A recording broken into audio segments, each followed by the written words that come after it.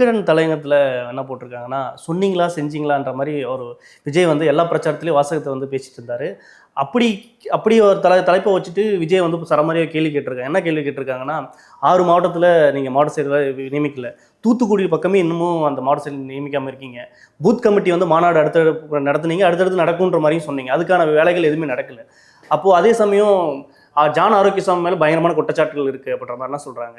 அப்படி இருக்கும்போது எப்படி 2026ல அவர் வந்து முதலமைச்சர் ஆகுவாரு? கட்சியில கட்டமைப்பே பாதளத்துல இருக்கு. எப்படி வின் பண்ண போவாங்க? அப்படின்ற மாதிரி சொல்றாங்க. அடுத்து 2ஆம் கட்ட தலைவர் கூட உருவாக்கலன்ற மாதிரிலாம் சொல்றாங்க. எப்படி பாக்குறீங்க? இல்லை, நான் வந்து தாவேக்கான்றது ஒரு தனி கட்சி. அந்த கட்சியை வந்து அதோட தலைவர் அவரோட ஒரு அரசியல் பயணத்திற்காக ஒரு வாகனமாக தயார் பண்ணியிருக்காரு. அவரோட அரசியல் ஆம்பிஷன்ஸ்ன்றது அவரோட, அதை யாரும் வந்து டிக்டேட் பண்ணி நம்மளோ நீங்கள் சொல்கிற பத்திரிகையோ இல்லை வேற யாரோ சொல்லி அவர் கட்சி ஆரம்பிக்கல. தவறும் அவர் ஒரு பொலிட்டிக்கலாக ஒரு ஊடகன்றது தவறுகளை சுட்டி காட்டுவாங்க. நான் வந்து சொல்லக்கூடாதுன்னு சொல்ல, நான் அதுக்கு பதில் சொல்கிறேன். நான் அதை சொல்லக்கூடாதுன்னு சொல்கிறேன். அவங்களுக்கு அந்த உரிமை இருக்குது. அந்த குற்றச்சாட்டு வைக்கிறதுக்கு யாருக்குமே உரிமை இருக்குது தமிழ்நாட்டில். நீங்கள் கூட வைக்கலாம். அதுக்கு பதில் சொல்கிற கடமை தாவேக்காக இருக்குது. தாவேக்கா ஆதரிக்கக்கூடிய என்ன மாதிரி ஆட்களும் இருக்குது. ஆனால் அந்த அந்த வெஹிக்கிள், அந்த பொலிட்டிக்கல் பார்ட்டியை உண்டாக்குனது விஜய் சார்.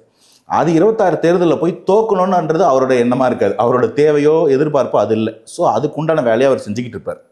தவறும் அது ஒரு 1.5 வயசு கட்சின்றது எல்லாருக்கும் புரிதல் இருக்குது. இங்கே கட்சியோட கட்டமைப்பு ரொம்ப முக்கியம். கூட்டணியா தேவைதான். கூட்டணி இல்லாமல் ஜெயிச்சவங்க வரலாறு உண்டுனாலும் கூட்டணி அவசியம், தேவை. கட்சியில் 2ஆம் கட்ட தலைவர்கள் அவசியம். இது எல்லாமே ஃபார்ம் ஆகிறதுக்கு ஒரு டைம் எடுக்கும். அந்த கட்சி அந்த ஜேர்னியில் போய்கிட்டு இருக்கு.